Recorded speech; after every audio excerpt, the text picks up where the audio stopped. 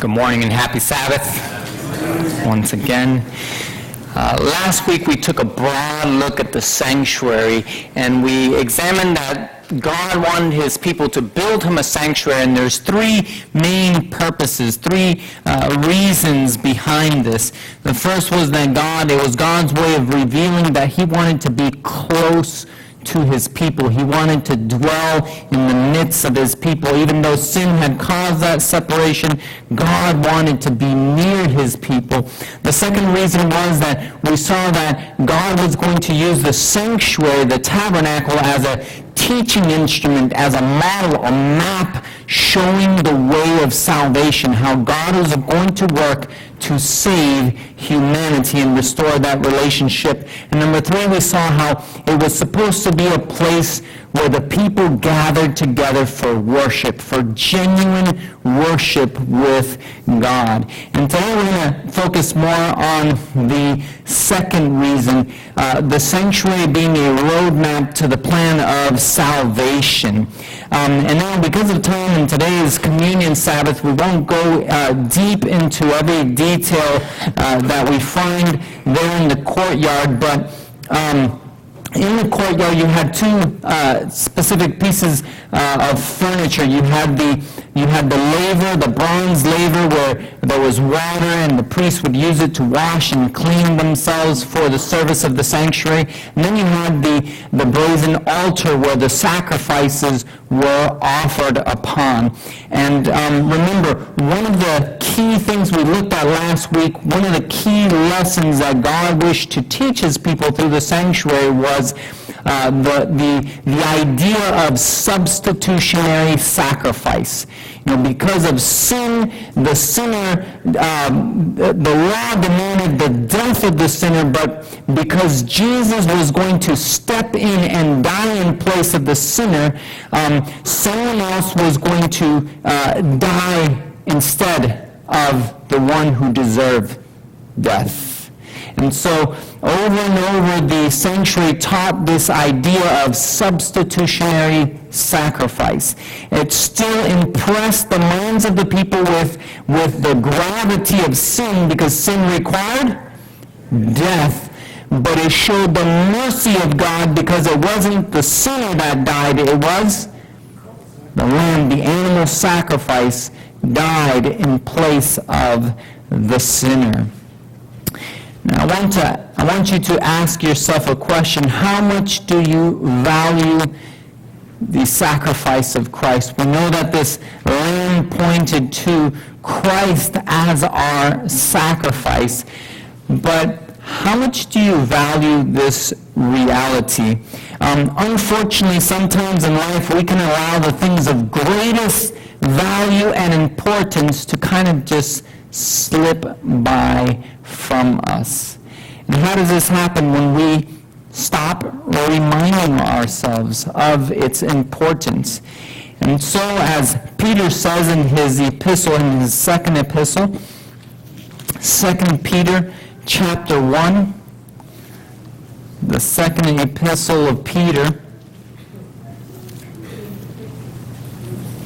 chapter 1, verses 12 and 13, notice what the apostle says: "Wherefore I will not be negligent to put you always in remembrance of these things, though ye know them, and be established in the present truth."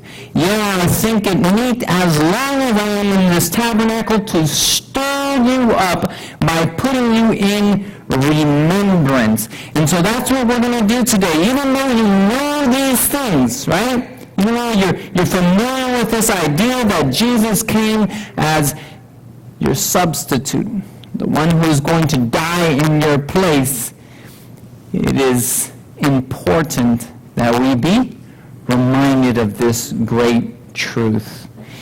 And you know, how often do you think the people of God in the Old Testament, how often do you think they were reminded of the sacrifice of Christ? Yeah, daily. And at minimum twice a day. Because guess what? Remember, they had to, the sanctuary was a place of worship. The people would gather together at least twice a day, evening and morning, for the evening and morning sacrifice. Let's read it there in Exodus. Open your Bibles to Exodus chapter 29. And I want you to start thinking, what lessons can we learn from the practice of the Jewish people in the old times, and that we can apply for ourselves today. Exodus chapter 29. Exodus 29, we're going to read verse 38, 39, and then verse 42. So Exodus chapter 29, beginning with verse 38.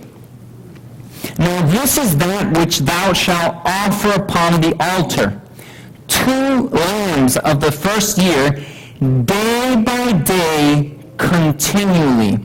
The one lamb thou shalt offer in the morning, and the other lamb thou shalt offer at even. And then verse 42, this shall be a continual burnt offering throughout your generations at the door of the tabernacle of the congregation before the Lord, where I will meet you to speak there unto thee. So, we know from Scripture at least twice a day, in the morning and in the evening, they were reminded of this great truth of Christ, our sacrifice. How many times a day do you remind yourself that Christ died for your sins? Now, how many times does that thought pass through your mind? How many times a day do you spend thinking about this reality? Again, as Peter mentioned in his letter, even though we already know these things, it's important for us to be reminded of them. It does something to our life and experience when we keep this constantly before our minds. Because the honest reality is that we are in danger of letting it slip, of this becoming something, we become accustomed to this idea, to this thought, and it loses its power in our life. I'm sure most of you know this quote, but I'm going to remind you of something you already know. But I really hope that you just don't know this quote and are familiar with it, but that you're actually putting it into practice in your life. Desire of Ages, page 83. It would be well for us to spend a thoughtful hour each day in contemplation of the life of Christ. We should take it point by point and let the imagination grasp every scene, especially the closing ones. As we thus dwell upon the great sacrifice for us, our confidence in Him will be more constant. Has your faith in Jesus been wavering? Maybe you need to spend more time contemplating the sacrifice of Christ. Because as we do this, one of the results of this practice is that our confidence in God will become more firm. Continuing to read, our love will quicken. Do you feel that your love for God sometimes kind of gets dry and gets stale? Maybe you need to spend more time contemplating the life of Christ, especially the closing scenes of His life. Because again, what effect is that supposed to have on us? It's supposed to quicken your love, revive it, make that, get that fire burning in your heart for Jesus when you spend time thinking about His great sacrifice. Continuing to read, our love will be quickened, and we shall be more deeply imbued with His Spirit. You want more of the Spirit of God in your life? Spend time contemplating the sacrifice of Christ, Jesus and his great love as it was manifested on Calvary. I close reading the last sentence from this paragraph. If we would be saved at last, we must learn the lesson of penitence and humiliation at the foot of the cross. You see, when we spend time contemplating the life of Christ, especially his great sacrifice on our behalf, you know what happens to self? Oh, self gets very, very, very small. And you start getting lower, lower, and lower. And you learn humility at the foot of the cross. And I think we can all use a good, healthy dose of humility each day. You see, for the Hebrews, this was an experience at least twice a day, because sometimes they would bring their own sacrifices and they would be reminded, maybe 3 times, 4 times, but at least twice they spent some time contemplating this reality. Christ, our sacrifice. I think we would do well to put this principle into practice in our own lives. And how do we do that? Oh, spend time in the Word. Read Isaiah 53, right? Read in the Gospels those last scenes of the life of Christ as he was taken to Calvary and nailed to the cross.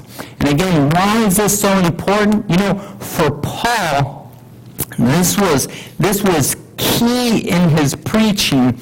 And he tells us why in 1 Corinthians. Turn to 1 Corinthians chapter 1. 1 Corinthians chapter 1, verse 18. Notice, why was this so important to think about, to preach about Christ and his sacrifice? Paul gives us the following explanation. For the preaching of the cross is to them that perish foolishness, but unto us which are saved, it is the power of God. You want more power of God in your life? Spend more time dwelling upon the cross. That is the source of our power. And again, sometimes the reason that our life doesn't have power is because we're thinking about many other things, and we haven't been taking that thoughtful hour to meditate on those closing scenes of Christ where we see his great love for us. There is power in the cross. There is power in the cross. And I want to spend a few moments reading another familiar passage. Let's turn to Isaiah 53. And again, we're thinking about this because today we're celebrating communion. The communion service was to remind us, right, of the sacrifice of Christ, in not just in words, but in an actual act, in something that you participate in, something that you drink, and something that you crush with your teeth, and you taste it, you savor it. With all your senses, you can take in that reality of Christ, our sacrifice. That's what we're doing today. Isaiah 53. Isaiah 53, and I want to just read verses, beginning with verse 3 and reading all the way to verse 6. And I want you to use your imagination as we read the words of Isaiah. He is despised and rejected of men. Can you see him? Despised, rejected. A man of sorrows and acquainted with grief. Picture him in sorrow, in grief, burdened. And what did we do? We hid, as it were, our faces from him. Again, many times we hide from Jesus. We don't care about what he's done for us. He was despised, and we esteemed him not. We don't value him enough. Surely he has borne our griefs and carried our sorrows. Can you see him? Can you picture him? Burdened with the weight of our griefs and sorrows. It's crushing him, but he's carrying it there on his back. Yet we did esteem him stricken, smitten of God, and afflicted. But he was wounded for our transgressions and bruised for our iniquities. The chastisement of our peace was upon him, and with his stripes we are healed. Each one of those wounds, each one of those stripes, as you can picture in your mind him receiving those, they were bringing healing to our wounds, to our pain, to our hurt. Verse 6, all we like sheep have gone astray. We have turned everyone to his own way, and the Lord hath laid on him the iniquity of us all.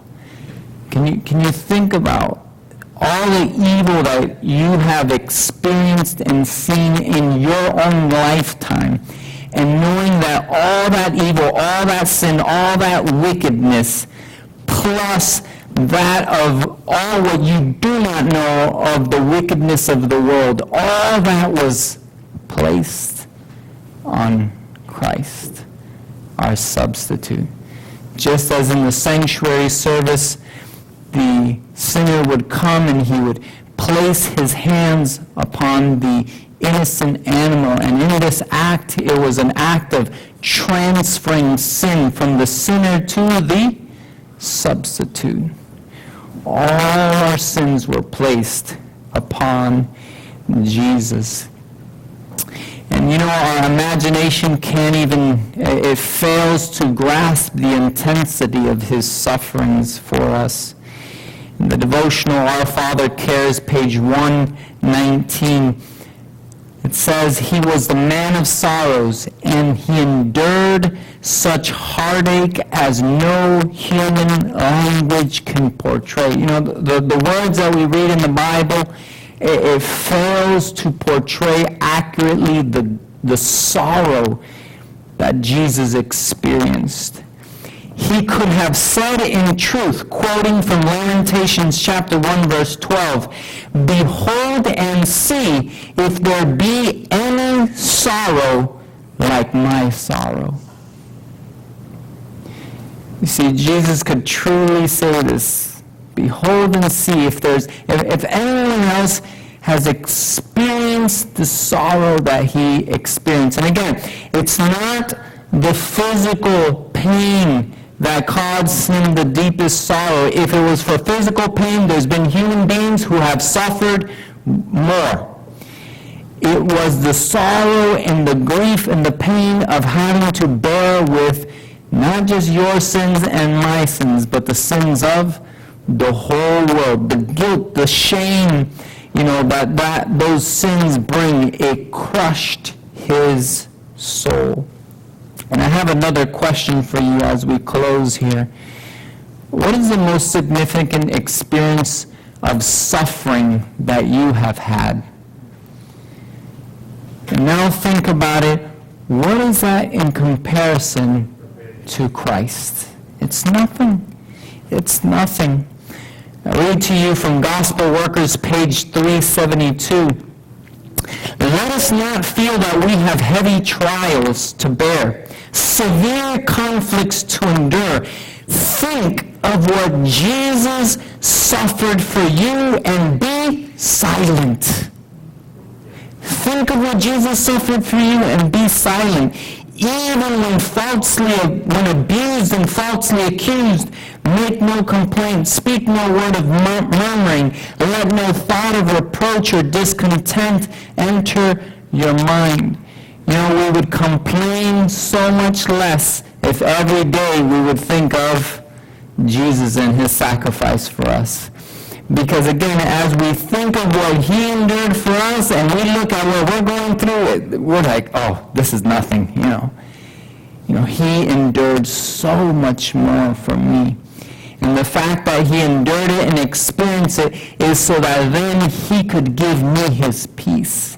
He could give me his joy. He could bring me his healing. As we now go to begin our service in commemoration of what Christ did for us, as we participate of the foot washing ceremony and then the communion service, I pray that you would keep these things in mind. And again, take that decision to, like the people of God of old, spend time daily contemplating the sacrifice of Christ so that it can actually have a change and impact in our daily life.